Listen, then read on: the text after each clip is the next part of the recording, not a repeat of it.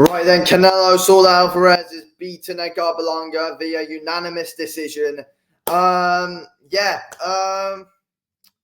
it wasn't great from Canelo, if we're being real. Benavidez beats Canelo. Bivol scores him again in a rematch. Canelo just hasn't really got the cardio, in my opinion. He was looking good early on, so slowed down from the sixth round onwards. It was pretty slow overall from Canelo, to be fair. And he does not beat Benavidez. Benavidez has got cardio for days. He's the bigger man than Canelo. Benavidez has got, he's got the tools to overwhelm Canelo. He's got good volume, strong, uses his size in his fights. That's what Benavidez does. Canelo's in big trouble when he fights Benavidez, in my opinion. He's in big trouble. Overall, that performance there, Canelo picked his shots well, but Berlanga was just there to be hit at the end of the day. And his shin did hold up well. He did get dropped in the third, though. Other than that, his shin held up quite well and wasn't overly hurt by the knockdown, though. But I think with Canelo, he was very good at being able to dominate that fight with the lead hands. It just looks like when you watch Canelo, he just doesn't have that killer instinct that he once did have a few years back, like 2020, 2021 was when we really were last starting to see that real good killer instinct from Canelo. Now we don't see that at all. We don't see that killer instinct at all from Canelo. I think he, as I say, he's good at controlling the fight with the lead hand, but he just wasn't active enough with the backhand enough, in my opinion, Canelo. But, he was putting in some good shots to the body and mixing them up. But at the end, it just wasn't great. It was just slower. His upper body movement starting to get a lot slower as well. Very clear to see the head movement. The power was not what it was either. But at the end of the day, Canelo's still, he is the top guy in the super middleweight division, in my opinion, probably other than Benavidez. But, I just think he is very clearly starting to slow down. People were saying how great he looked against Munguia. I don't think he looked overly great in that fight either. And tonight he didn't look great. And, Berlanga, yes, he did put up an all right account for himself. But let's be real. Right now, going the distance with Canelo is no longer a massive achievement. It's not at all. Going the distance with Canelo right now means absolutely nothing. Everyone's going the distance with it.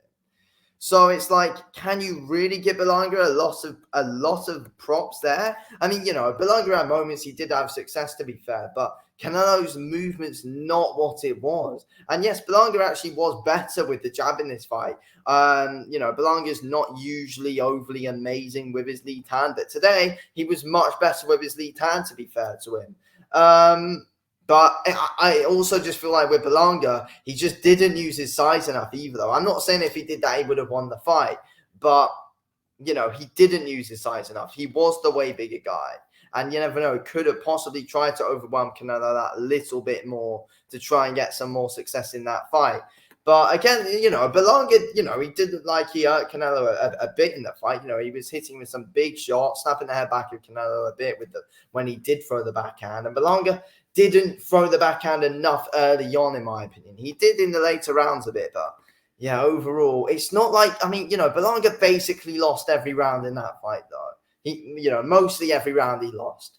And, people were still saying how great of a performance it was, but at the end of the day, it's not an achievement going the distance with Canelo anymore. Canelo's always going the distance now. Let's look at Canelo's resume. Went the distance with an old Golovkin. But to be fair, Golovkin's shin's different though. So yeah, I can't really say that. Went the distance with John Ryder, should have knocked him out. Went the distance with Jamel Charlo, Canelo did, who's 2 weight classes below him. And Canelo would have been the naturally way bigger man on the night, which he was. Went the distance with Munguia.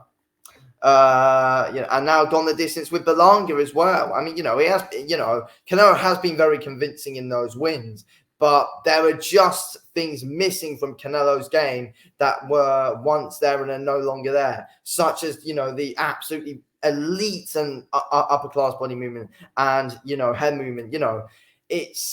it is very clearly declining and isn't there like it was once was. That's the harsh truth, in my opinion, about Canelo. He's still absolutely class. I'm not gonna lie, he's still absolutely class. Canelo, he's still an elite guy, 100%. One of the best boxers out there right now, without a shadow of a doubt.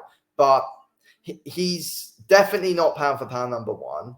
He's not the best boxer in the world, as he said after the fight. He lost to Bivol, so if that's the case, Bivol should be the best boxer in the world. As you know, he moved up and got beat by Bivol. So and he does not beat him in a rematch. There's no chance of that. Bivol's got great cardio. He'll be able to push the pace for a long time. Benavidez has got cardio. He'll be able to push the pace for a long time. And Benavidez would just be able to overwhelm Canelo so much, in my opinion. It would just be way too much for Canelo to handle overall. It really will. And at times, Canelo was struggling to kind of handle some of Berlanga's flurries. He was at times in that fight. And that's the thing. But no, look, at the end of the day, though, Berlanga was there to be hit at times, though. And, he was there for that lead uppercut. He was there for that lead hook always coming in at him. Berlanga was just stood there with his chin in the air a lot of time for a lot in that fight, in my opinion. And at times was there just to be a moving punch about that. At times got the odd flurry. That's what Berlanga was. But at the end of the day, though, if we're being completely honest, Canelo did pick to fight Berlanga. Yes, Berlanga is a mandatory, but he didn't have to fight him. He picked to fight him as a decent name, a decent unbeaten name that he could knock out, and he couldn't do that. That's why Canelo picked him, as a decent name that he could knock out, and he couldn't do it. That's the thing.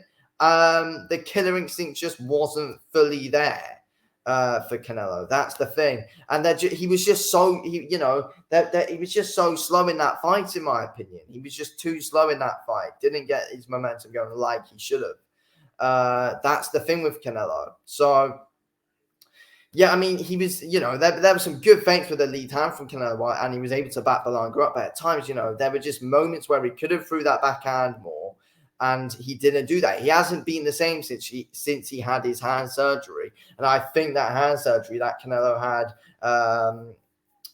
like a year or two back very clearly has had a bit of an effect on him. Very bloody clearly it has. The power is not what it once was.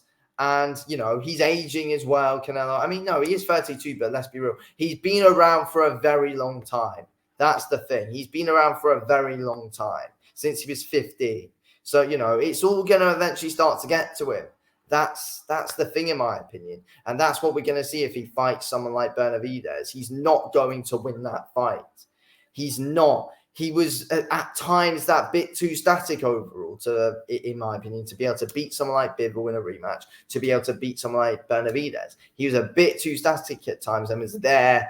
And was there, and Berlanga was able to, at times be quite accurate with that right hand, which kind of did hurt Canelo a bit and caught, well, I wouldn't say hurt him a lot, but caught him off guard. That's the thing. So, yeah. Anyway, I'm going to end this video here. Thanks for watching this video, King, and I'll speak to you.